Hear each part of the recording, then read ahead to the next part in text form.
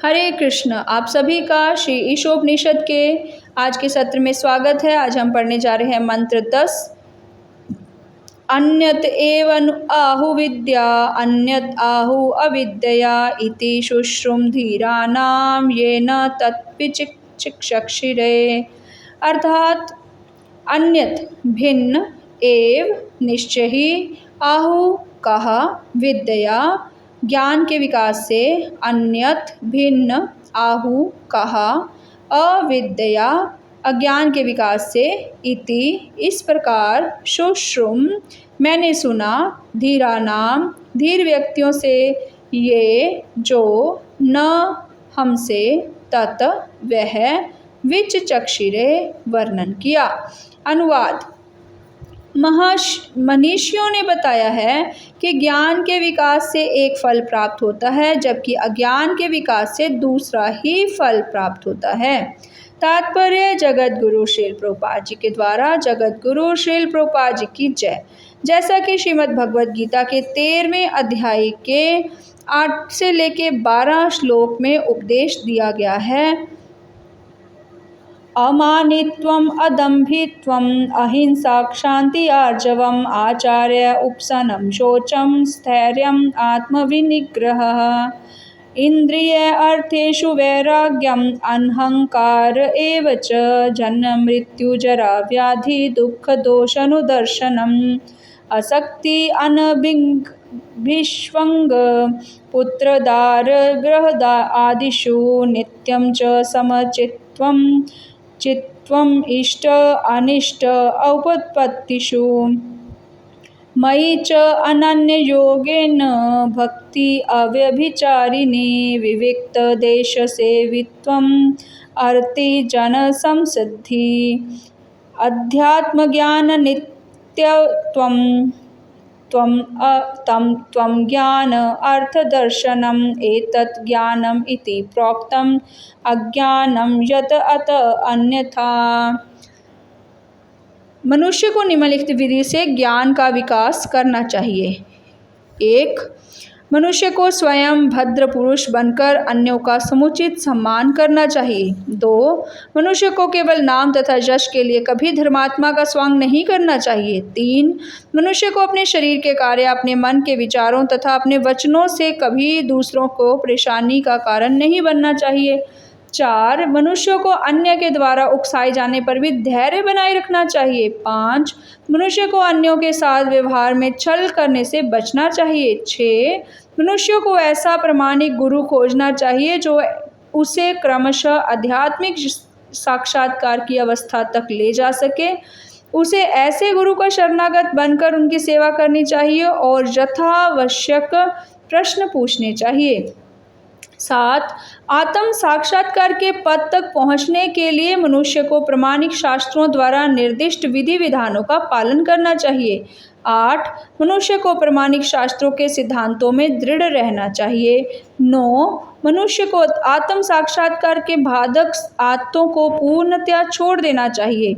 10. मनुष्य को शरीर के पालन के लिए आवश्यकता से अधिक ग्रहण नहीं करना चाहिए। 11.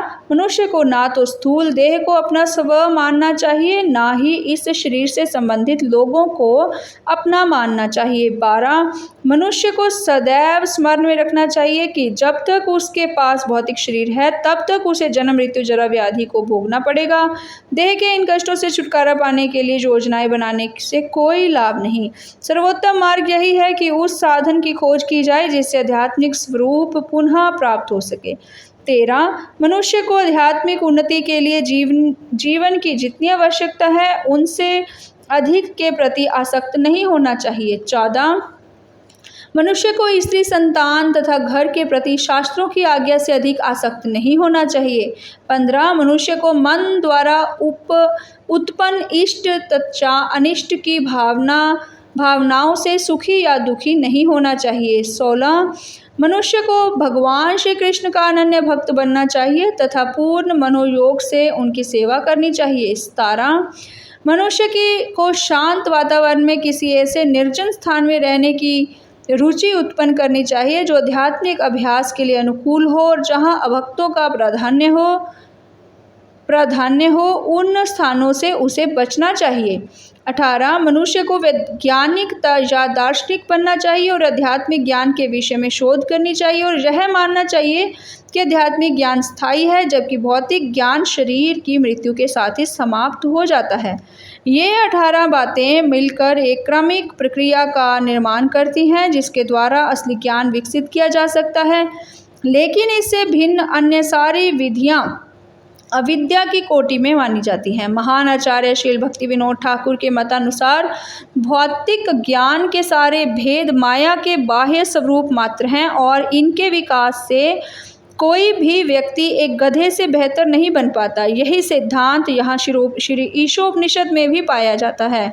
भौतिक ज्ञान की प्रगति से आधुनिक आदमी केवल गधा बनता जा रहा है। कतिपय भौतिकतावादी राजनीतिज्ञ अध्यात्म के बहाने सभ्यता की वर्तमान पद्धति को आसुरी बताकर उसकी निंदा करते हैं, लेकिन दुर्भाग्यवश वे वास्तविक ज्ञान के अनुशीलन के विषय में परवाह नहीं करते, जैसा कि श्रीमद् भगवद गीता में वर्णन किया गया है। इस प्रकार वे आसुरी परिस्थिति को नहीं बदल सकते। आधुनिक समाज में एक बालक भी अपने आप को आत्मनिर्भर समझता है और अपने गुरुजनों का सम्मान नहीं करता। हमारे विश्वविद्यालयों में त्रुटिपूर्ण शिक्षा प्रदान किए जाने से विश्व भर के लड़के गुरुजनों के लिए सिरदर्द बने हुए हैं। इस प्रकार श्री ईशोपनिषद दृढ़ भाव से चेतावनी देती है कि अविद्या की संस्कृति विद्या ज्ञान से भिन्न है। यह कहा जा सकता है कि विश्वविद्यालय अविद्या के ही केंद्र हैं। फलस्वरूप विज्ञानी जन अन्य देशों का नामो निशान मिटा देने के लिए घातक अस्त्र शस्त्रों की खोज करने में व्यस्त हैं। आज विश्वविद्यालय के छात्रों को ना तो ब्रह्मचर्य के नियमों की शिक्षा दी जाती है, ना ही शास्त्रीय आदेशों में उनकी कोई श्रद्धा रह गई है। धर्म के सिद्धांतों की शिक्षा केवल नाम तथा यश के लिए दी जाती है, व्यवहार में लाने के लिए नहीं। इस प्रकार न केवल सामाजिक तथा राजनीतिक क्षेत्रों में अपितु धर्म के क्षेत्र में भी मनोमालिन्य व्याप्त है। जनसामान्य द्वारा अविद्या के अनुशीलन के फलस्वरूप संसार के विभिन्न भागों में राष्ट्रीयता का विकास हुआ है। कोई भी यह नहीं सोचता कि यह छोटी सी पृथ्वी पदार्थों का एक पिंड मात्र है जो अन्य अनेक पिंडों के साथ साथ असीम अंतरिक्ष में तैर रहा है। अंतरिक्ष की व्यापकता की तुलना में ये भौतिक पिंड वायु में धूल कणों के समान है। चूँकि ईश्वर ने कृपापूर्वक इन पदार्थ पिंडों को अपने आप में पूर्ण बनाया है, अतः वे अंतरिक्ष में तैरते रहने के लिए समस्त आवश्यकताओं से पूरी तरह से सुसज्ज हैं। हमारे अंतरिक्ष यानों के चालक अपनी उपलब्धियों पर भले ही अत्यंत गर्वित हों, लेकिन वे ग्रह कहलाने वाले इन विशाल अत्यधिक विराट अंतरिक्ष यानों के परम चालक के विषय में विचार नहीं करते। सूर्य असंख्य हैं और ग्रहमंडल भी असंख्य हैं। परमेश्वर के सूक्ष्मतम अंश के रूप में हम क्षुद्र प्राणी इन असीम लोकों पर अपना आधिपत्य जमाना चाहते हैं। इस प्रकार हम बारंबार जन्म लेते हैं और मरते हैं और सामान्यतया हम बुढ़ापे तथा रोग से हताश हो जाते हैं। मनुष्य की आयु लगभग 100 वर्ष निर्धारित है, यद्यपि यह धीरे धीरे घटकर 20-30 वर्ष तक पहुंच रही है। भला हो अविद्या की संस्कृति का मूर्ख लोगों ने इन लोकों के भीतर अपने अपने राष्ट्र बना रखे हैं ताकि वे इन कुछ वर्षों तक अधिक प्रभावी ढंग से इंद्रिय भोग कर सकें। ऐसे मूर्ख लोग अच्छी तरह राष्ट्रीय हदबंदी तैयार करने की विविध योजनाएं बनाते हैं जो कार्य पूर्ण रूपेण असंभव है। इसके चलते प्रत्येक राष्ट्र अन्य राष्ट्रों के लिए सिरदर्द बना हुआ है। किसी भी राष्ट्र की 50% से अधिक शक्ति सुरक्षा साधनों में लगी होने के कारण व्यर्थ चली जाती है। वास्तविक ज्ञान के अनुशीलन की कोई परवाह नहीं करता, फिर भी लोगों को भौतिक तथा आध्यात्मिक ज्ञान में उन्नति करने का झूठा गर्व है। श्री ईशोपनिषद इस प्रकार की दोषपूर्ण शिक्षा से हमें सचेत करती है और भगवद गीता असली ज्ञान के विकास हेतु उपदेश देती है। इस मंत्र में इस बात का संकेत किया गया है कि विद्या का उपदेश किसी धीर व्यक्ति से लेना चाहिए। धीर वह है जो भौतिक मोह से विचलित नहीं होता। पूर्ण रूपेण आध्यात्मिक साक्षात्कार किए बिना कोई भी व्यक्ति अविचल नहीं रह सकता।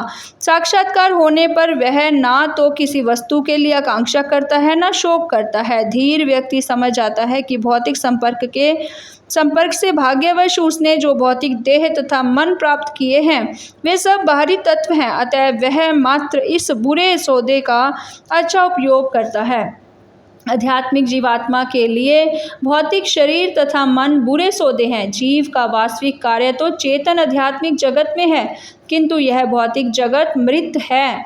जब तक सजीव आध्यात्मिक सफुलिंग पदार्थ के निर्जीव पिंडों को अपने अनुरूप ढालते रहते हैं, तब तक यह जड़ जगत सजीव जान पड़ता है, चेतन जान पड़ता है। वास्तव में परम पुरुष के अंश स्वरूप जीवात्मा ही जगत को गतिमान बनाते हैं। धीर व्यक्तियों ने श्रेष्ठ आचार्यों से सुनकर इन तथ्यों को जान लिया है और नियमों का पालन करके इस ज्ञान को आत्मसात कर लिया है।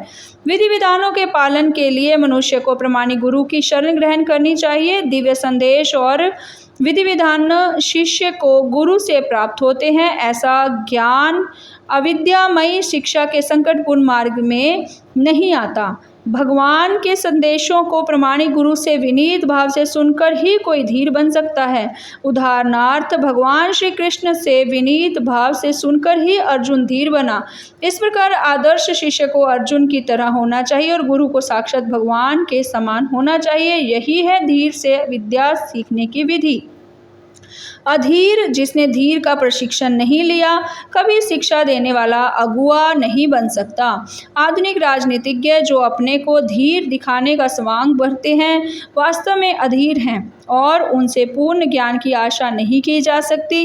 वे तो केवल रुपये पैसों के रूप में अपना